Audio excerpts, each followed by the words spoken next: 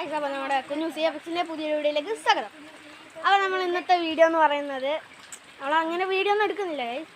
അപ്പം ഇന്ന് കളിക്കാൻ പോവാന്നില്ല വിചാരിച്ചിട്ട് വീഡിയോ എടുത്തുകൊണ്ടിരിക്കുകയായിരുന്നു. ഇതാ മിസ്റ്റർ ബ്ലോ വീഡിയോ എടുക്കണേ.